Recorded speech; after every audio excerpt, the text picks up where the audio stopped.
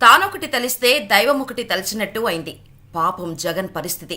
ఏపీలో కూటమి ప్రభుత్వం అరాచకాలపై ఢిల్లీ వేదికగా పోరాటం చేయాలనుకుని జగన్ కూర్చున్న చెట్టు కొమ్మను జగనే నరుక్కున్నారని రాజకీయ విశ్లేషకులు అంటున్నారు.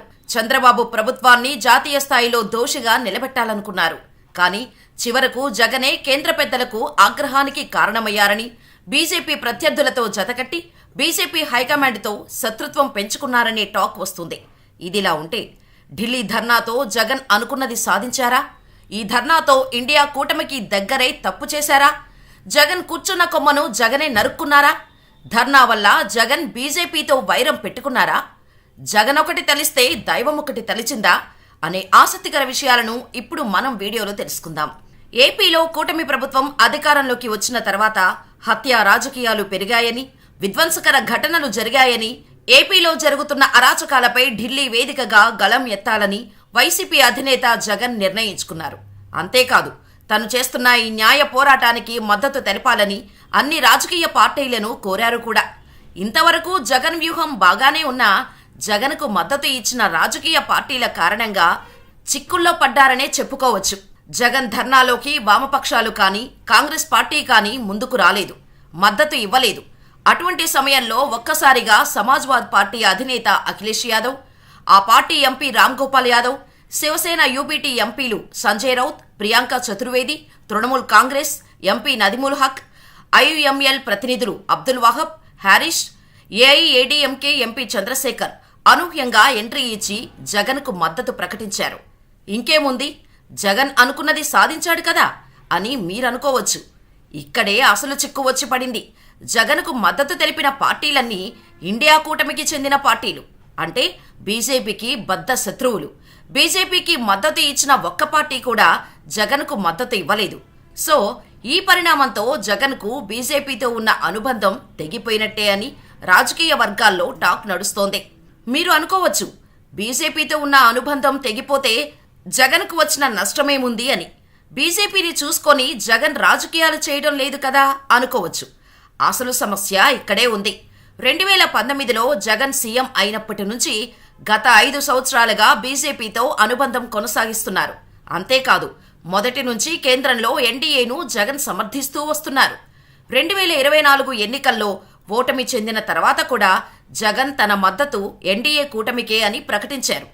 దీని అర్థం ప్రధానమంత్రి మోడీ సానుభూతి తప్పకుండా తమపై ఉంటుందనే నమ్మకంతో జగన్ ఉండటమే.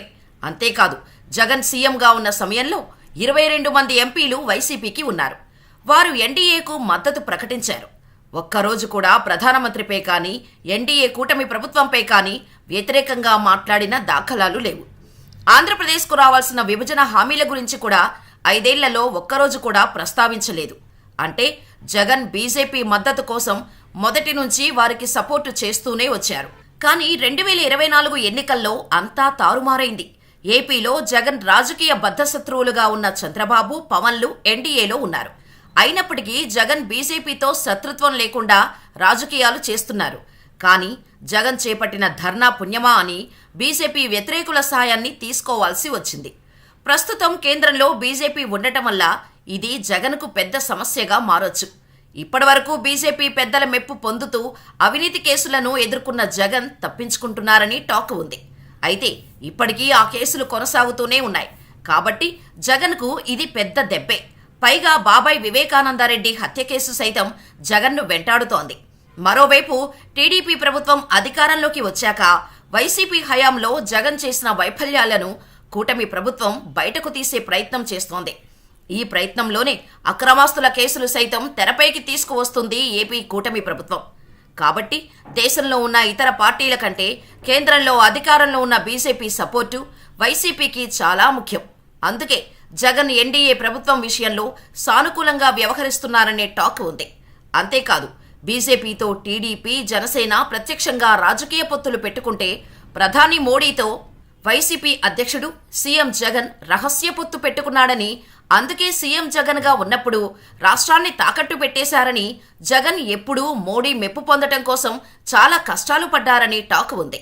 అయితే ఆ సంబంధాలు ప్రస్తుత ధర్నా కారణంగా చెడిపోయే అవకాశం లేకపోలేదని రాజకీయ వర్గాల్లో చర్చ నడుస్తోంది. అయితే జగన్ వేసిన వ్యూహం సరిగ్గా లేదనే వాదన ఉంది. ఎందుకంటే ఢిల్లీలో కేంద్రానికి 100 తలనొప్పులు ఉన్నాయి. అసలే ఎన్నికల్లో సరైన ఫలితాలు రాక బీజేపీ టెన్షన్లో ఉంది. అటువంటి బీజేపీకి కేంద్రంలో టీడీపీ అండగా నిలిచింది. మోడీ 3.0 ప్రభుత్వానికి ప్రాణవాయువు అందిస్తుంది టీడీపీ. ఈ వాస్తవాన్ని గ్రహించిన మోడీ బడ్జెట్ విషయంలో టీడీపీని సంతృప్తిపరిచే ప్రయత్నం చేశారు. ఇలాంటి సమయంలో వైసీపీ వెళ్లి తమ గోడు చెప్పుకుంటే బీజేపీ పెద్దలు వింటారా, పట్టించుకుంటారా అనేది కీలక అంశం. అసలే ఇప్పుడు కేంద్రంలో టీడీపీ చక్రం తిప్పుతోంది. అందువల్ల ప్రధాని మోడీ జగన్ ఘోషను పట్టించుకోరనే చెప్పాలి. పైగా 2009 ఎన్నికల్లో సైతం ఏపీలో టీడీపీ, బీజేపీ, జనసేన పొత్తుతో ముందుకెళ్లడం ఖాయమైంది. ఈ విషయాన్ని 3 పార్టీల ఎమ్మెల్యేల సమావేశంలో చంద్రబాబు, పవన్ క్లారిటీ కూడా ఇచ్చారు. అంతేకాదు మరో 10 ఏళ్ల పాటు పొత్తు కొనసాగాలని ఆకాంక్షించారు. అందుకే జగన్ ఆలోచన మార్చుకొని కఠిన నిర్ణయానికి వచ్చినట్టు పరిస్థితులు చూస్తే అర్థమవుతుంది. టీడీపీ, జనసేన బీజేపీతో ఉండటంతో ఎన్డీఏకి సపోర్టు ఇవ్వటం వల్ల తనకు వచ్చేది ఏం లేదని, కేసులు ఉంటే తర్వాత చూసుకోవచ్చులే, ఇంత జరుగుతున్నా సైలెంట్గా ఉంటే రాజకీయ జీవితానికి అండికాడు పడుతుందనే ఆలోచనతో రాష్ట్రంలో తన రాజకీయ భవిష్యత్తు కాపాడుకోవటం కోసం ఏపీలో కాంగ్రెసు, వామపక్షాల వైపు జగన్ చూస్తున్నారు. అంతేకాదు రాష్ట్ర స్థాయిలో వాటితో సఖ్యత పెంచుకోవటం కోసం ఇండియా కూటమిలో చేరటం అనివార్యంగా మారింది. దానికి సంకేతాలు ఇచ్చేందుకే జగన్ ధర్నాకు ఇండియా కూటమి నేతలను ఆహ్వానించినట్టు టాక్. ये सही है कि कल तक जगन जी मुख्यमंत्री थे, आज वो मुख्यमंत्री हैं. ये जरूरी नहीं है कि कल वो मुख्यमंत्री रहें और कल जगन मुख्यमंत्री न बन जाएं. और बुलडोजर का जो कल्चर डेमोक्रेसी में आया है, हम समाजवादी लोग कभी स्वीकार नहीं कर सकते हैं. आखिरकार सरकार ये कर करके क्या मैसेज देना चाहती है? सरकार क्या डराना चाहती है? लोग खुशी से जुड़ें, डर के न जुड़ें. लोकतंत्र की जीत तभी होगी या अच्छा मुख्यमंत्री वही माना जाएगा जो डराए नहीं. और जो डराने वाले लोग हैं वो बहुत दिन सत्ता में नहीं रहते हैं. डराने वाले लोग सत्ता से बाहर जाते हैं. और मैं धन्यवाद देना चाहता हूं जगन और उनके पार्टी के वर्कर्स के, जो हिम्मत से